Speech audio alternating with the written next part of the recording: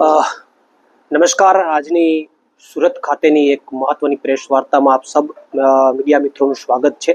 આજની પ્રેસ વાર્તામાં અમારા આમ આદમી પાર્ટીના નેતા રામભાઈ ધડુક અને ધર્મેશભાઈ પંડેરીની હાજરીમાં એક મહત્વના મુદ્દા ઉપર આજે એક મીડિયા બ્રીફ કરવા માંગીએ છીએ.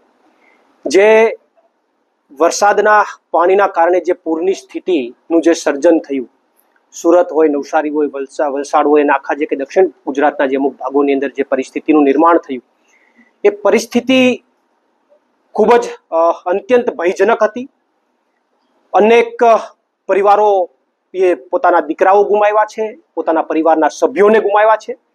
અંદાજિત 50થી વધારે લોકોના મૃત્યુ આ ઘટનામાં થઈ ચૂક્યા છે.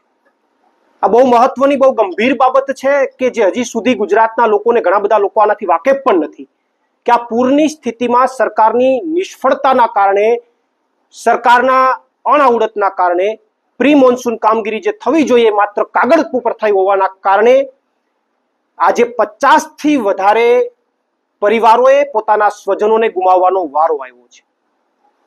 અને એટલા માટે આજે હું પોતે વલસાડની અંદર જે પરિવારોએ પોતાના સભ્યોને ગુમાવ્યા છે એમની મુલાકાત માટે હું ગયો હતો. એમાંથી એક પરિવાર,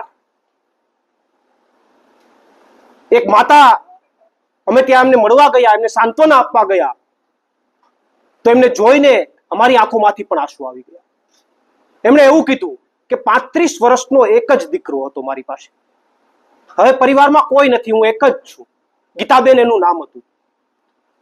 એ મજૂરી કરે છે, કોઈના ઘરમાં સફાઈ કરવા જાય છે, 700 રૂપિયા સફાઈ કરવા જાય એટલે મળે, બે ઘરે જાય છે 1400 રૂપિયા માત્ર મળે છે.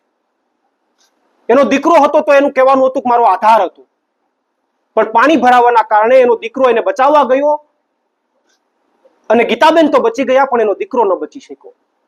35 વર્ષના દીકરાને ગુમાવવાનો વારો આજે ગીતાબેનને આવ્યો છે અને એ કેટલું દુઃખ હશે, કેટલી પીડા હશે એ તો એમને ખબર છે. તો આજે પરિવારોને હું મળીને આવ્યો છું, એને સાંત્વના આપીને આવ્યો છું. પણ દુઃખની વાત એ છે, મેં પરિવારોને પૂછ્યું કે સરકારમાંથી કોઈ આવ્યું છે તમારી પાસે? મુખ્યમંત્રી આવ્યા છે? મિનિસ્ટર આવ્યા છે કોઈ? એમણે એવું કીધું કે કોઈ નથી આવ્યું, તમે પેલા અમારા દરવાજે ચડી ગયા છો, બાકી કોઈ નથી આવ્યું. તો મારે સરકારને પ્રશ્ન પૂછવો છે કે તમે જ્યારે ત્યારે કોઈ પણ વાત આવે એટલે ત્યારે વાતો કરતા હોય કે મૃદુ અને મક્કમ મુખ્યમંત્રી. મૃદુની વ્યાખ્યા શું? હું મુખ્યમંત્રીને પૂછવા માંગુ છું, ભાજપને પૂછવા માંગુ છું, મૃદુની વ્યાખ્યા શું? તમે હકીકતમાં જો મૃદુ હોય તો આ જે પરિવારોએ દીકરા ગુમાવ્યા છે, જે પરિવારોએ સ્વજનો ગુમાવ્યા છે, ત્યાં કેમ ન ગયા? ત્યાં કેમ સાંત્વના આપવા ન ગયા? તમારા ભાજપના પ્રદેશ પ્રમુખ જગદીશ વિશ્વકર્મા ખાલી એમને મુલાકાત માટે 2-5 જગ્યાએ ગયા, વલસાડ ક્યાંય ન ગયા. જે લોકોના મૃત્યુ થયા ત્યાં કોઈ જગ્યાએ ન ગયા. તો શા માટે નહીં? તમારે કોઈ તમારા ફંક્શન હોય તો ત્યાં તો બધા હાજર થઈ જાવ છો. આજે ગુજરાતના લોકોના મૃત્યુ થયા છે, પોતાના દીકરા ગુમાવ્યા છે, તો ત્યાં કેમ નહીં? આ પ્રશ્ન મારે ગુજરાતની ભાજપ સરકારને કરવો છે. અને આ જે પરિસ્થિતિ બની છે ભાજપના કારણે બની છે. કારણ કે દરેક વખતે મહાનગરપાલિકા, નગરપાલિકા અને જિલ્લાઓની અંદર પ્રી મોન્સૂનની કામગીરી કાગળ ઉપર થાય છે. ચા પાણી નાસ્તાના ખર્ચાઓ ગણાઈ જાય છે. જો વાસ્તવમાં રિયલ કામગીરી જો પ્રી મોન્સૂનની થતી હોય તો આ પરિસ્થિતિનું નિર્માણ ન થાય. ખાડીઓની આસપાસ દબાણ થઈ ગયા છે. જે કંઈ પણ સિટીની અંદર જે કંઈ પણ ખાડીઓને ડાયવર્ટ કરવાની વાત છે, ધર્મેશભાઈ અને ઘણા લોકોએ સજેશન આપ્યા છે, છતાં એમાં કોઈ કામગીરી નથી થતી. એને સફાઈ કરવાની વાત છે તો સફાઈ નથી થતી. એના નામે કરોડો રૂપિયા ઉઘરાવાઈ જાય છે, બિલ ફાટી જાય છે, પણ કામ નથી થતું. તો તમારી નિષ્ફળતા, તમારો ભ્રષ્ટાચાર અને તમારી અણઆવડતના કારણે આજે ગુજરાતના અનેક ખેડૂતોએ, ગુજરાતના અનેક વેપારીઓએ ભારે નુકસાની ભોગવવી પડી છે. અને આ ગુજરાતના 50થી વધારે પરિવારો એવા છે કે જેને પોતાના સ્વજનને ગુમાવવા પડ્યા છે. ત્યારે અમારી આમ આદમી પાર્ટી વતી આજે અમે ત્યાં પરિવારની મુલાકાત લીધી, અલગ અલગ વિસ્તારોની મુલાકાત લીધી. ત્યારે અમારી માગણી છે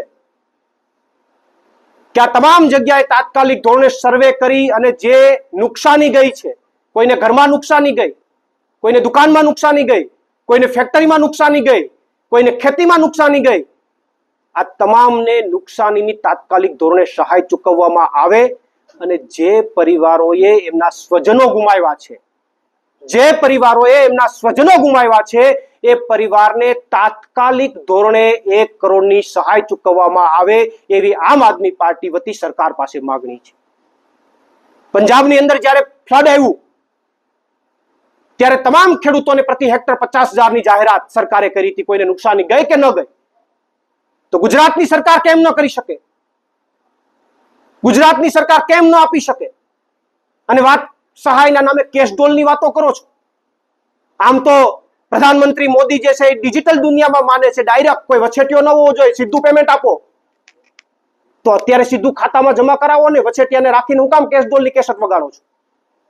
કેશડોલમાં કટકી થાય છે, રૂપિયા ઉપડી જાય છે. તો આવી અનેક સમસ્યાઓ છે, અનેક મુદ્દાઓ છે. પરંતુ મહત્વની વાત એ છે કે જે કંઈ પણ પરિસ્થિતિ થઈ છે ભાજપના કારણે થઈ છે, એમની અણઆવડતના કારણે થઈ છે. એટલા વર્ષથી તમે શાસનમાં છો, છતાં પણ મેં વલસાડ પૂછ્યું તો મને કહેવામાં આવ્યું કે દર વર્ષે આવું થાય છે. આ વખતે વધારે પરિસ્થિતિ ગંભીર બની, પણ દર વર્ષે પાણી તો ભરાય જ છે. તો તમે શું કરો છો પ્રી મોન્સૂન કામગીરીમાં? તો સરકારને મારી સીધી માંગ છે કે તાત્કાલિક ધોરણે સહાય, અને જે પરિવારોએ પોતાના સ્વજનને ગુમાવ્યા છે ત્યાં જો હકીકતમાં મુખ્યમંત્રી મૃદુ હોય, જો હકીકતમાં ભૂપેન્દ્રભાઈ પટેલ મૃદુ હોય, તો જે લોકોએ પરિવારના સભ્યો ગુમાવ્યા છે એ પરિવારને અઠવાડિયાની અંદર ત્યાં જઈને સાંત્વના આપે, પહેલા મુલાકાત કરે અને અઠવાડિયાની અંદર એ પરિવારોને 1 કરોડની સહાય આપવામાં આવે એવી અમારી આમ આદમી પાર્ટી વતી માંગ છે. જો આ દિશાની અંદર સરકાર ગંભીરતાથી પગલાં નહીં લે તો આમ આદમી પાર્ટી આ મુદ્દાઓની અંદર આવનારા દિવસોમાં ગાંધી ચિંધ્યા મુદ્દે લોક આંદોલન કરશે. આભાર. આપનો કોઈ પ્રશ્ન હોય તો લઈ શકો.